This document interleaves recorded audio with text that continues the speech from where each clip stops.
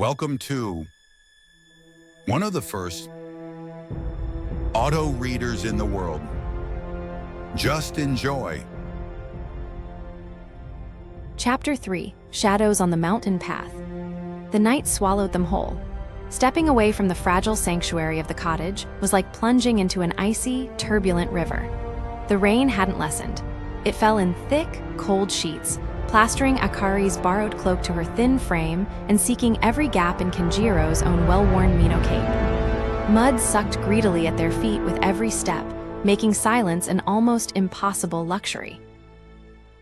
Kenjiro moved with a fluid grace that belied the treacherous footing, his senses stretched taut, interpreting the symphony of the storm for any discordant note.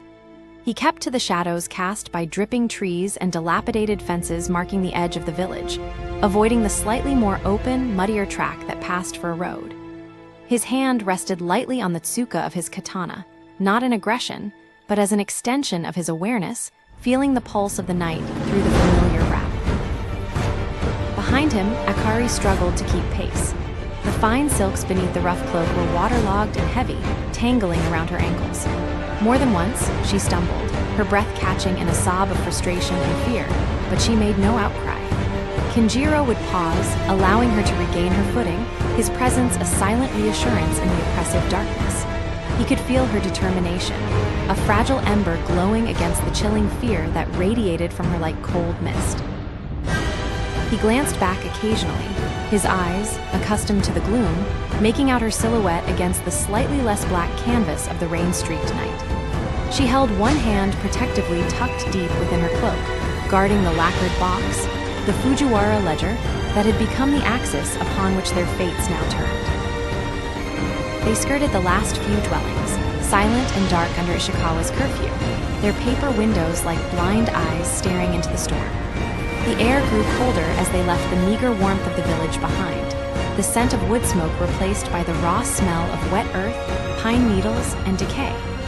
Kenjiro deliberately avoided the main paths leading towards the river or the provincial highway. Those would be watched. His chosen route angled upwards, towards the foothills of the mountains that cradled Hida, a rugged, less traveled landscape where Ishikawa's grip might be weaker. The terrain grew steeper, the mud giving way to slick rocks and tangled roots hidden beneath sodden leaves. The rain found new ways to penetrate their clothing, chilling them to the bone. They moved through thick stands of bamboo, their clatter in the wind adding another layer to the night's cacophony, then into forests of pine and cedar, where the canopy offered slight, intermittent relief from the downpour, only to collect the water and dump it in heavy, unpredictable cascades. After what felt like hours, Kenjiro found a shallow overhang beneath a cluster of ancient, gnarled pines whose roots clung tenaciously to the rocky slope. It offered minimal shelter, barely deflecting the main force of the rain, but it was a place to pause, to listen, to breathe. "Rest here, Akari-sama," he murmured, his voice barely louder than the rain. He scanned their back trail, listening intently. Only the storm answered. Akari sank onto a damp, moss-covered rock, shivering uncontrollably. Her face was ghostly pale in the gloom, etched with exhaustion.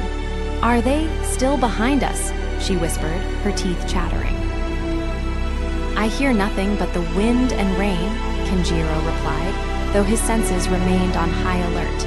Complacency was a luxury Ronin could not afford. But Saito is thorough. He will broaden the search when he finds us gone from the cottage and you absent from the castle. He watched her clutch the hidden box. "My father," she began, her voice trembling. "He always said your loyalty was as deep and quiet as the mountain lakes. He trusted you implicitly, Kenjiro-san. Even after," her voice trailed off, unable to articulate the perceived abandonment after his refusal to join Ishikawa's guard. Kenjiro's gaze softened slightly. "Your father understood, Akari-sama. Some duties require distance. Serving Lord Ishikawa, my path lies elsewhere." He looked out into the driving rain. Lord Fujiwara valued honor not just as a shield, but as a light. Ishikawa seems to wield it only as a blade. He offered her a small, oilcloth-wrapped packet from his sleeve. "Rice cakes. Dry, eat, we need strength." Akari took one gratefully, her cold fingers fumbling with the wrapping. The simple act of eating seemed to steady her slightly. "Where are we going?" she asked, her voice a little stronger. "Away from Hida," Kenjiro stated simply. "The mountain passes to the south are treacherous, especially in this weather, but less likely to be guarded than the main routes. If we can cross the ridge before dawn, we may gain some distance." He didn't add that the journey itself was fraught with peril, landslides, exposure, disorientation in the endless rain. As Akari chewed the dry rice cake, Kenjiro moved to the edge of the overhang, peering up the barely discernible path that climbed further into the mountains. Something felt wrong. The rain, which had been a constant roar, seemed to be easing slightly, the wind shifting. And with the slight reduction in noise came other sounds.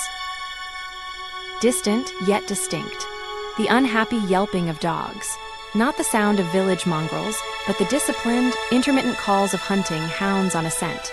And fainter still, carried on a gust of wind, the metallic clink of armor or weaponry. Kenjiro's body went rigid. Dogs. Saito wouldn't rely solely on uncertain tracks in this deluge. He would use hounds, perhaps borrowed from the castle kennels or Ishikawa's private hunting stock. And they were heading this way, up the slope. Their flight path wasn't as clever or unexpected as he had hoped. He turned back to Akari, his expression grim. "We cannot stay here. They have dogs." Fear flared anew in Akari's eyes, erasing the small measure of comfort the rest and food had provided. "Dogs? They can follow us anywhere." "Not if the scent is broken," Kenjiro said swiftly, his mind racing. He looked down the slope towards a ravine where a mountain stream, swollen by the rain, crashed violently over rocks. The stream. Water can confuse them, wash away the trail. It's dangerous, but less dangerous than facing Sato's men directly. He helped Akari to her feet. The roar of the nearby stream was now clearly audible as the rain momentarily lessened further, revealing the sharp, serrated peaks above them, briefly illuminated by a flicker of lightning that tore across the sky. The thunder that followed rolled through the mountains like the drums of war. "The path down is steep and slick," Kenjiro warned, already moving towards the ravine's edge. "Hold on to my belt if you must. Do not let go, Akari-sama, and whatever happens, protect the ledger." The yelping of the hounds sounded closer now, echoing unnervingly in the temporary lull of the storm. Below them, the stream churned, a torrent of white water disappearing into the black abyss of the ravine. It was a desperate gamble, a plunge into churning chaos to escape the methodical hunt behind them. Kenjiro took a deep breath, steadied himself, and started the treacherous descent, Akari's small, cold hand gripping his obi tightly, the weight of the heron's feather now feeling like the weight of the entire storm-lashed mountain.